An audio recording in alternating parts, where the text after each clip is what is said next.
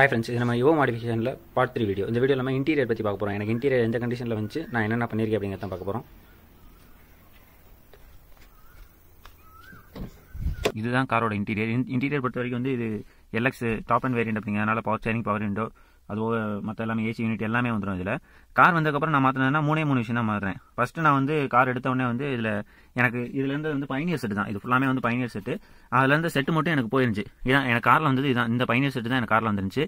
இதை மாற்றிட்டு நான் அந்த ஜிசோனிக் செட்டு மட்டும் போட்டேன். ஏன் அப்படின்னா இதில் ப்ளூடூத் மட்டும் ஒர்க் ஆகலை. சரி, இது ப்ளூடூத் ஐஸ் மாற்றோம்னா எவ்வளோ வரும் சொல்லி கேட்டதுக்கு 1000 1500 தான்ப்பா வரும் தம்பி. ஆனால் நமக்கு இங்கே யாரும் டெக்னீஷியனில் மதுரை கொண்டு போகணும் அப்படின்ட்டாங்க. அதனால தான் நான் இதை மாற்றலை. சரி, ஓகே, அப்போ பைனியர் புது செட் எவ்வளோ வரும் அப்படின்னு சொல்லி கேட்க போதான் எனக்கு தெரிஞ்சு இந்த செட்டு மட்டுமே கிட்டத்தட்ட 9000 ரூபா.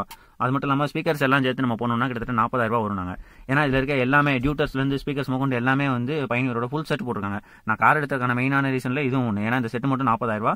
சவுண்டெல்லாம் வேறு லெவலில் இருக்கும். அங்கே இருக்க மேலே இருந்த டியூட்டர், பெரிய டியூட்டர், ரெண்டுமே பெரிய டியூட்டர், அதுவுமே வந்து பைனியர் தான்.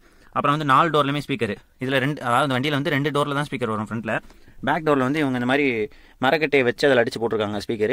அது கொஞ்சம் ஸ்பீக்கர்லாம் டேமேஜ் ஆயிடுச்சு. இருந்தாலும் தூக்கி போடாமல் இருக்க காரணம் சரி பைனியர் ஸ்பீக்கர் கொஞ்சம் சவுண்ட்லாம் நல்லா இருக்கு அப்படின்னு தான் போட்டிருக்கேன். பின்னாடியுமே வந்து சஃபூவரோட இது ரெண்டுமே பைனியர். பார்த்தீங்கன்னா இதுவும் பைனியர் தான். இது பைனியரோட டியூட்டரு, இதுவும் பைனியர், இதோட டியூட்டரு. சஃபூஃபர் மட்டும் கொஞ்சம் வேற பிராண்டு.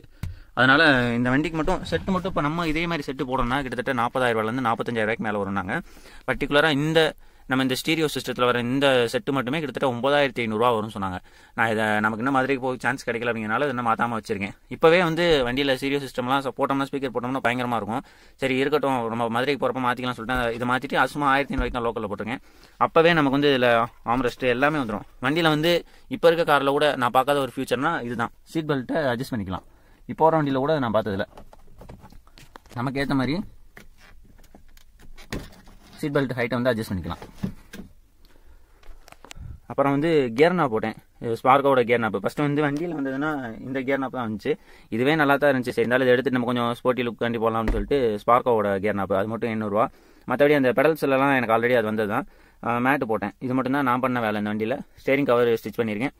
முன்னாடி வந்து மேப் போடுறதுக்காக அந்த மொபைல் ஹோல்டர் போட்டிருக்கேன். மற்றபடி அந்த சின்னதாக அந்த சாமி இது மட்டும் தான் போட்டிருக்கேன். தவிர்த்து மற்ற எதுவுமே போடல. மற்ற எல்லாமே எனக்கு செட்டு. சீட் கவர்லேருந்து எல்லாமே வந்தது வண்டியில் வந்து தான். சீட் கவருமே அந்தளவுக்கு ரொம்ப மோசமாக இல்லை, நல்ல சீட் கவர் தான். அப்புறம் இது போட்டேன், இந்த நெக்கில் இந்த பில்லோ மாதிரி போடுவோம்ல, இது போட்டிருக்கேன். வேறு எதுவுமே நான் காரில் பண்ணல. டோர் பேட்ஸ்லாம் அந்த பீடிங் கொண்டு மரக்கட்டையில் வர பீடிங் கொண்டு கார்லேயே வந்தது தான். பவர் ஸ்டேரிங் அதுவோக. மற்றபடி எனக்கு இதில் காரில் இன்டீரியரில் இருக்க ஒரே ஒரு ப்ராப்ளம்னா நமக்கு சைடு மிரர் அட்ஜஸ்ட்மெண்ட் வந்து மோட்டரைஸ் இது, ஆனால் அது ஒர்க் ஆகலை. அப்புறம் வந்து பேக் சைடு வந்து இந்த இது மட்டுமே வந்து கண்ணாடி இறங்கலை, ஏதோ ஸ்டக்காக இன்னைக்கு மோட்டர் போச்சான்னு தெரியல. இது மட்டும் பார்க்கணும். மற்றபடிக்கு 3 டோருமே எனக்கு பவர் விண்டோ ஒர்க் ஆகுது. இதுதான் எனக்கு இன்டீரியரில் கார் வந்தப்போ கிடச்சது. அது மட்டும் இல்லாமல் மிரர்லேயுமே வந்து அப்பயுமே வந்து நம்ம ரொம்ப கிளார் இருந்துச்சுன்னா இது பண்ணிக்கலாம், ஏற்றி கொடுக்கலாம். இந்த அட்ஜஸ்ட்மெண்ட்டோட வந்துச்சு எனக்கு வரப்போ. அதனால் கார் வந்து இன்டீரியரில் எந்த பிரச்சனையுமே இல்லை. மேக்ஸிமம் பொருட்கள் எல்லாமே எனக்கு முடிஞ்சுதான் வந்துச்சு இன்டீரியர் பொறுத்த வரைக்கும். அப்புறம் என்னன்னா இது வந்து சிகரெட் நம்ம வச்சுக்கிறது சிகரெட் பாக்ஸு. அப்புறம் வந்து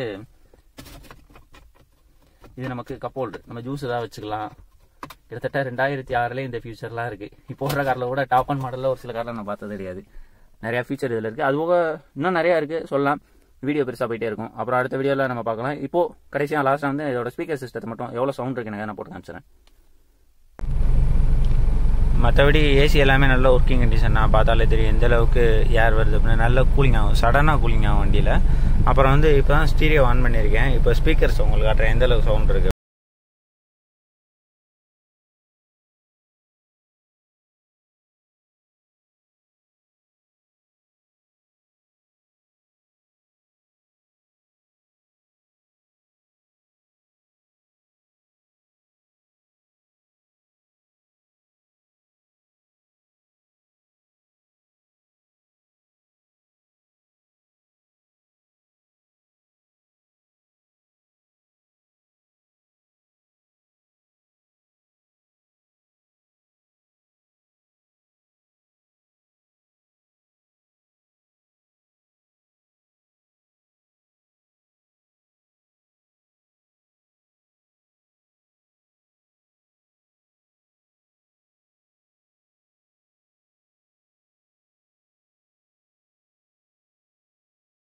முடிச்சுக்கிறேன். பார்ட் 4 வீடியோவில் வந்து டிஆர்எல் அப்புறம் அண்டர் பாடி லைட்டை பற்றி பார்க்கலாம். அப்புறம் இந்த வீடியோ பிடிச்சிருந்துச்சுன்னா லைக் பண்ணுங்கள், ஷேர் பண்ணுங்கள், கமெண்ட் பண்ணுங்கள், மறக்காமல் சப்ஸ்கிரைப் பண்ணிடுங்க.